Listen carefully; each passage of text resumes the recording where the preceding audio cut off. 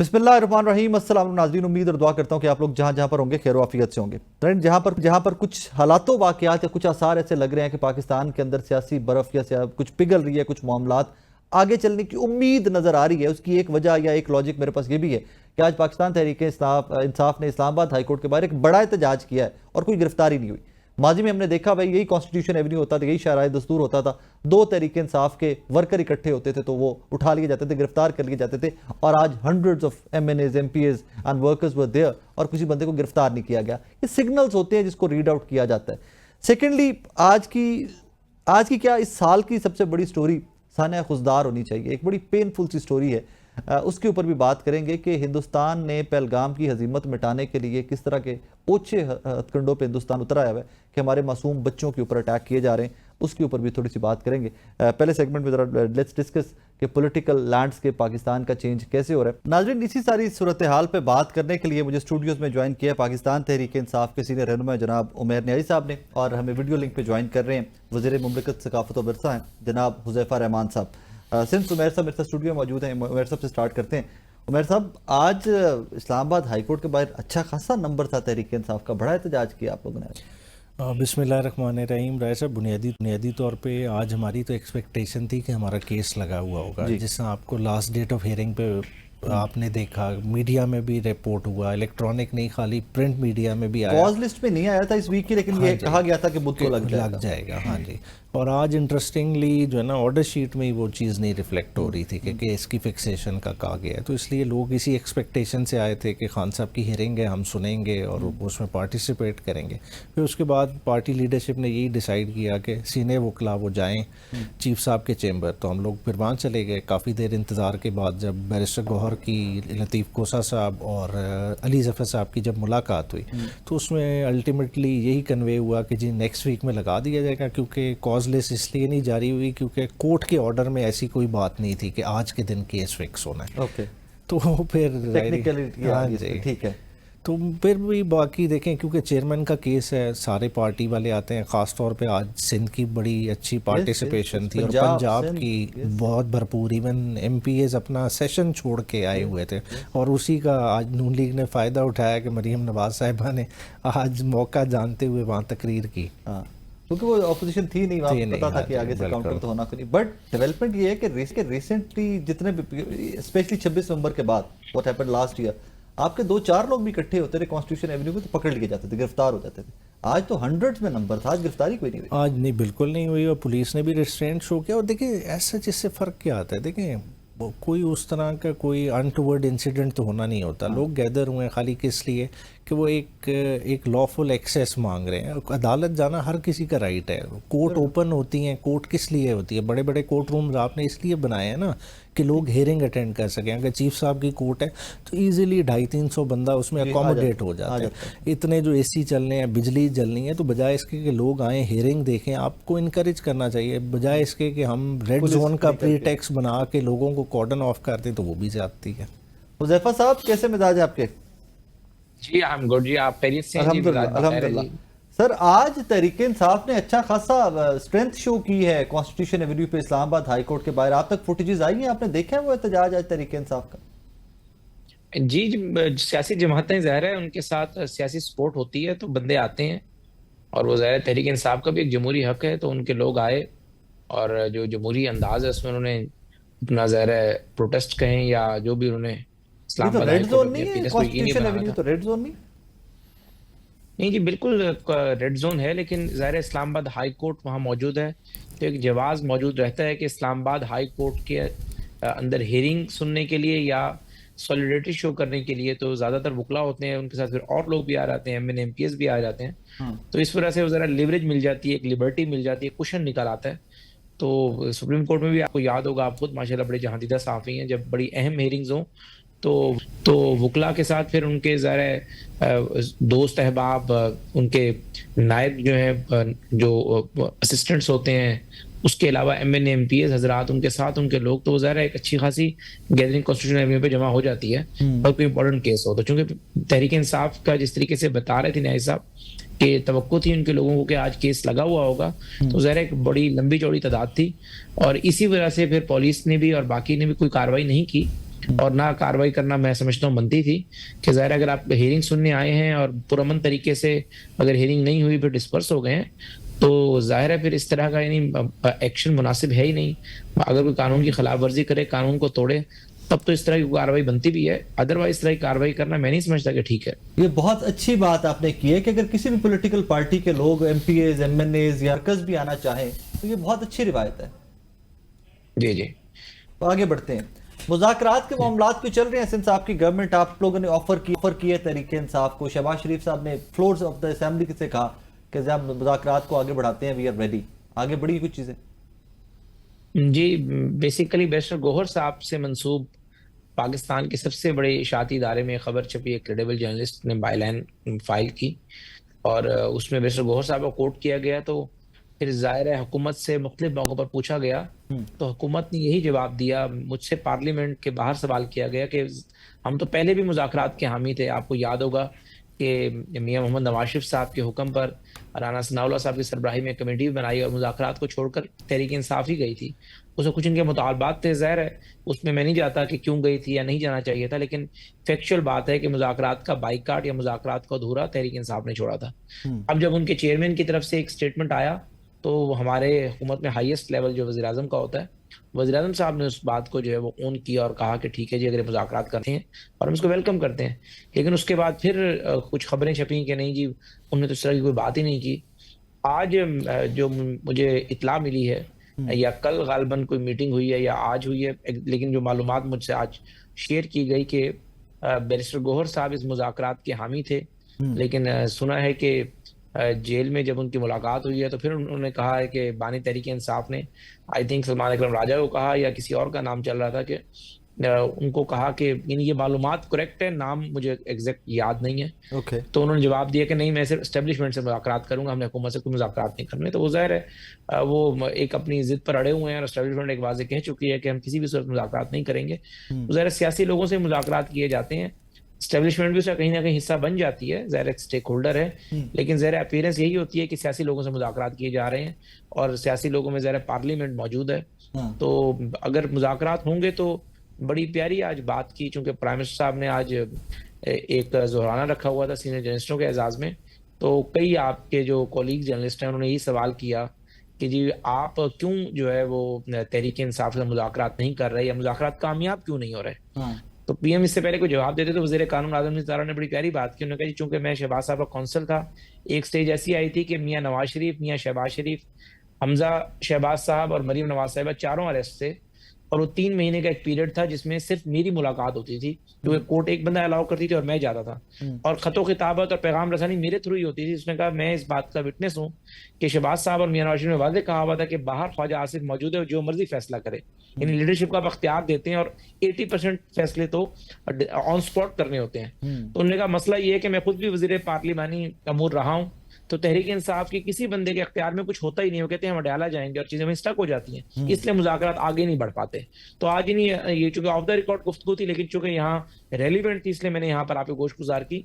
आपके सारे सहाफ़ी दोस्त, मुजीब रहमान शामी साहब भी बैठे हुए थे, सुहेल बड़ाई साहब भी बैठे हुए थे, बाकी लोग भी थे, तो उनके सामने बात की। तो बेसिकली मसला वही है कि जो पार्लियामेंट में लोग हैं वो ज़ाहिर है बानी तहरीक इंसाफ के नाम पर वोट लेकर भी जरूर आए होंगे, उनकी जमात का हिस्सा भी हैं, लेकिन उनके पास अख्तियार कुछ नहीं है। वो हर बात उमैर साहब इसका जवाब लेते हैं। उमैर साहब, हुज़ैफा साहब कह रहे हैं कि मुज़ाकरात हुकूमत से स्टार्ट करें, बाद में एस्टेब्लिशमेंट भी हिस्सा बन जाएगी। मतलब वो डिनाई नहीं कर रही इस रियलिटी को कि पाकिस्तान की एस्टेब्लिशमेंट एक रियलिटी है। वो कह रहे हैं कि मुज़ाकरात स्टार्ट तो करें, फिर बाद में एस्टेब्लिशमेंट भी ऑन बोर्ड आ जाएगी, मुज़ाकरात का हिस्सा बन जाएगी। बिल्कुल। और आई थिंक ये बहुत संजीदा बात नहीं, अगर देखें आइडियली प्रैक्टिकली तो इसी तरह लगता है होना चाहिए, मगर देखें जो फॉर्म 47 वाला मसला आड़े आ जाता है ना, उसकी वजह से जो पीटीआई के सर्कल्स में और खान साहब जो बहुत ज़्यादा उस जिस चीज़ को फील करते हैं, उनको ये है कि ये बेख्तियार गवर्नमेंट बैठी हुई है और बेख्तियारी के आलम में मतलब जो है ना इनसे एक्सपेक्ट करना कि ये उस चीज़ पे कुछ कर सकेंगे तो वो उस चीज़ का पर्पज़ नहीं नज़र आता। जैसा बैरिस्टर गौहर का जिक्र कर रहे थे, बिल्कुल बैरिस्टर गौहर जब प्राइम मिनिस्टर ने फ्लोर ऑफ द हाउस पे बात की थी तो उन्होंने उसको उसी तरह से रेसिप्रोकेट किया था और साथ का खान साहब तक भी गए, खान साहब से उस चीज़ पर बात की। मगर ज़ाहिरी बात है कल की खान साहब की ट्वीट के बाद तो मेरा नहीं ख्याल कि कुछ नज़र आता है कि इस तरह का पोलिटिकल डायलॉग चल सकेगा। जहाँ तक बात है देखें फैसले कहें कि आप कहें गौर साहब नहीं कर रहे, उन्होंने ख्वाजा आसिफ साहब की एक एग्जांपल दी। देखें इधर हमें एक मेजर हैंडीकैप है। मेजर हैंडीकैप क्या है कि देखें इनकी अगर लीडरशिप अंदर थी तो बहुत सारी लीडरशिप बाहर भी थी। तहरीक इंसाफ के साथ पिछले 3 साल में क्या हुआ है कि जो टॉप टियर की लीडरशिप थी प्रेस कॉन्फ्रेंसेस करके फारिग कर दी गई। फिर जो टियर में बचती थी लीडरशिप, शाह महमूद कुरैशी साहब बाहर होते तो एक डिफरेंट स्टोरी होती, आपने वो भी अंदर रखा हुआ। मतलब आपने बहुत हद तक वो गुंजाइश ही ख़त्म कर दी कि बाहर एक ऐसी पर्सनालिटी होती कि जिसको खान साहब अगर कॉन्फिडेंस देते भी तो आपकी पब्लिक भी रिस्पॉन्ड करती। अभी मसला क्या है कि खान साहब, please don't say that, you just made me laugh. इसका मतलब है कि बैरिस्टर गौहर साहब को अगर मैंडेट दिया भी जाता है तो पब्लिक और आपकी पार्टी को एक्सेप्ट नहीं करती। नहीं, इस वक्त क्या हो गया, लोगों का कनेक्शन डायरेक्ट इमरान खान से हो गया। मैं खाली गौहर साहब की बात नहीं कर रहा, मैं ओवरऑल सारों की, जिसमें मैं भी बैठा हूँ, कि अगर मुझे भी वो कहें ना, देखिए लोगों ने देख किसे रहे हैं, खान साहब को। आपके पास एक बहुत बड़ा ब्रिज है जो रिसेंटली सरफेस किया और बड़ा वो पॉजिटिवली सरफेस किया है, that is Salima Khanam Sahiba. Whatever she says people buy that, people listen to her. इतना बड़ा ब्रिज है ना आपके पास, नहीं मगर उस ब्रिज को इख्तियार किसने देना है? इमरान खान ने देना है ना। अब इमरान खान अगर एक चीज़ पे ज़हन बनाया हुआ है कि मेरी पार्टी मरूसी नहीं है और मैं उस तरह से नहीं कर रहा, तो ये तो बेसिकली फैसला खान साहब ने करना है ना, पॉलिटिकल पार्टी ने तो नहीं करना। पब्लिक अटेंशन को थोड़ा पब्लिक करते हैं। आपको पता है कलीमा खानम साहब और अली अमीन गंडापुर साहब की रिसेंटली मुलाकात हुई इस्लामाबाद के अंदर, 6-7 घंटे। हाँ जी, KP के 6-7 घंटे मुलाकात चली। उस मुलाकात के अंदर बैठकर बहुत सारे गिले शिकवे दूर किए गए। उसी मुलाकात के अंदर बैठकर तीनों बहनों ने अपनी पार्टी को, इमरान खान साहब की पार्टी को, ये भी बताया कि वी आर नॉट पॉलिटिकल, हमें सियासत से कोई लेना देना नहीं, हम आपके साथ या इस तहरीक में तब तक हैं जब तक इमरान खान साहब रिहा नहीं हो जाते। तो जब इसमें मॉरिसी सियासत कहाँ से आ जाती है? बिल्कुल नहीं आती। मगर बात ये है जो आप इख्तियार की बात कर रहे हैं कि खान साहब ने किसको देना है। अगर वो सलमान राजा को कह रहे हैं, ठीक है ना, अभी तक या तो वो बहनों को कहें, किसी एक को टास्क दे देते हैं कि जी आप मेरे बिहाफ पे निगोशिएट करें या बात करें, वो अली अमीन को दिया ना। मगर बात है कि लोगों में पोजीशन खराब हो जाती है। अली अमीन के साथ क्या हुआ है आपने देखा है? अली अमीन को कितना मिसट्रस्ट का शिकार हो गया, किस वजह से कि आप अच्छे भी बने, आप जेल में भी जाएं, आप मैसेंजर बने, मगर वो ये है कि अपने मैसेंजर को तो नहीं गोली मारी जाती ना। अब मसला PTI में क्या हो रहा है कि जो भी मैसेंजर बनता है बेसिकली उसने सबसे पहले गोली खानी है, कॉम्प्रोमाइज होगी वो, तो टैग लग जाएगा। तो इस तरह की सूरत है। ये प्रॉब्लम्स गवर्नमेंट के एंड पे नहीं कि तो आपके एंड पे आ रहे हैं ना। हाँ जी, ये चैलेंजेस PTI के एंड पे आ रहे हैं। How will you counter them?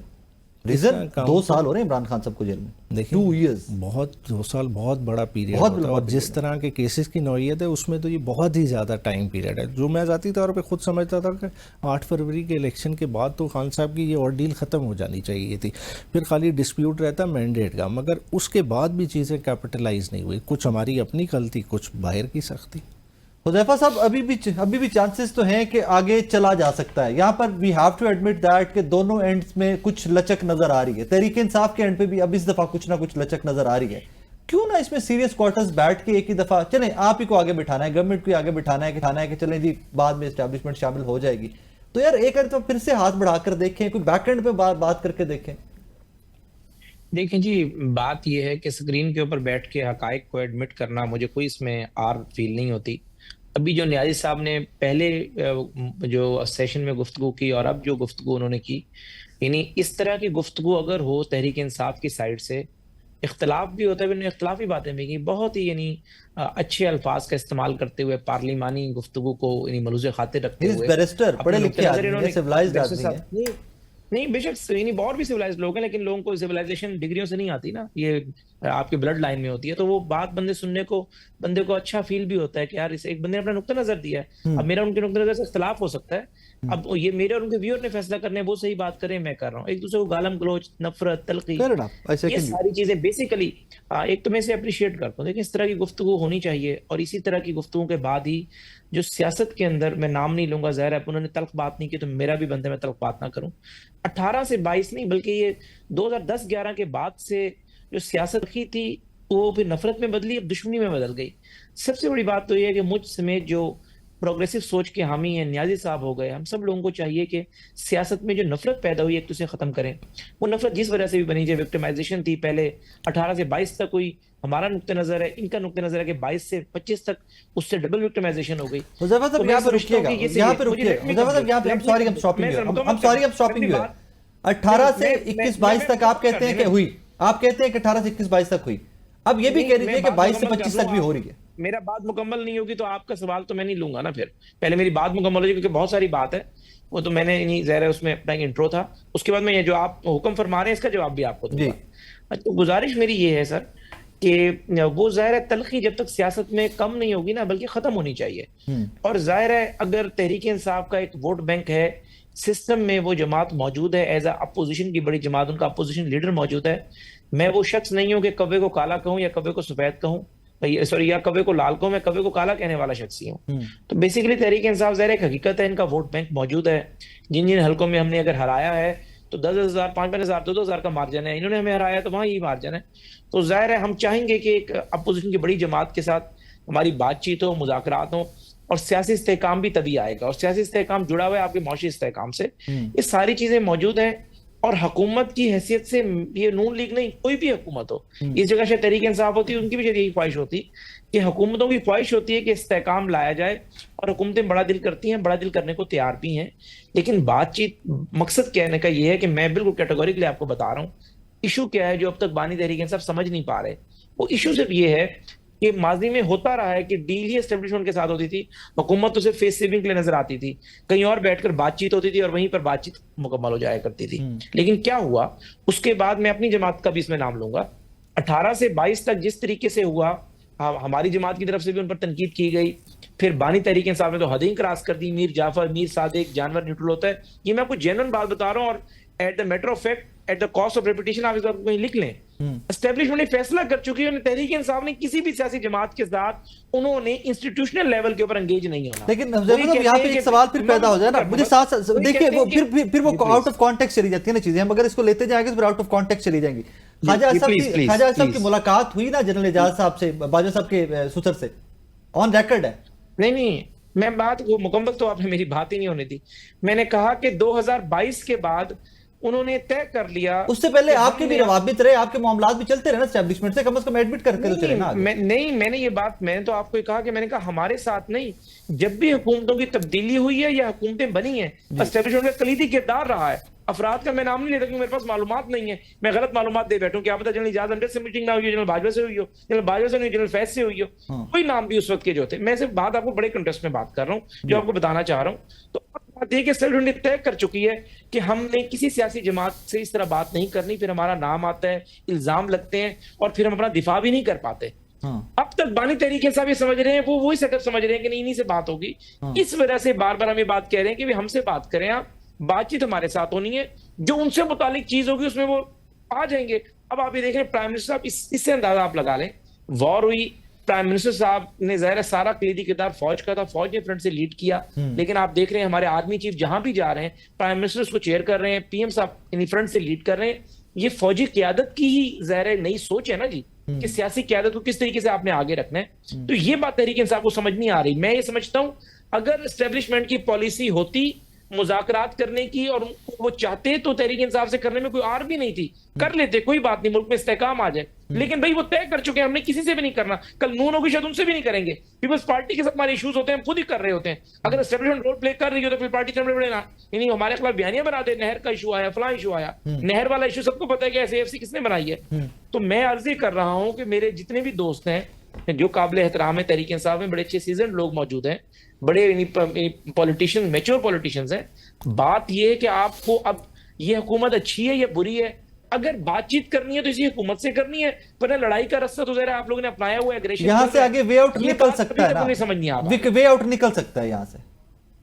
Ji sir, way out यहां से निकल सकता है आगे। सर इसमें ये वे आउट है, तहरीक इंसाफ उसमें जाहिर है अपनी जो कमेटी खान साहब बनाएं, जिस मर्जी को मैंडेट दें वो कमेटी बने, हुकूमत भी बड़ा दिल करे और हुकूमत भी बाइज्जत तरीके से, यानी ये किसी सबकी इज्जतें होती है, सियासत वाहिद चीज है जो बंदा इज्जत के लिए करता है, तो इनके लोगों को इज्जत भी हम दें और जो मैक्सिमम कर सकते हैं वो करें, और उसके बाद एक दूसरे के दरमियान जो सीबीएम है वो बिल्ड करें, कॉन्फिडेंस बिल्डिंग। वेरी इंटरेस्टिंग, बात ये कि खबर कभी छप जाती है, इनके बारे में कि ये मुज़ाकरात करना चाह रहे हैं तो इनके वोटर्स इनसे नाराज हो जाते हैं। हम कहते हैं कि हम मुज़ाकरात करने को तैयार हैं, तो हम कहते हैं हमारा नैरेटिव ना खराब हो जाए। हमें बड़ा दिल करना पड़ेगा दोनों फरीकैन को, और हुकूमत ज्यादा बड़ा दिल करती है। नारिन, मुझे एक छोटा सा ब्रेक लेना है, ब्रेक के बाद वापस आ रहे हैं, मेरे साथ रहिएगा।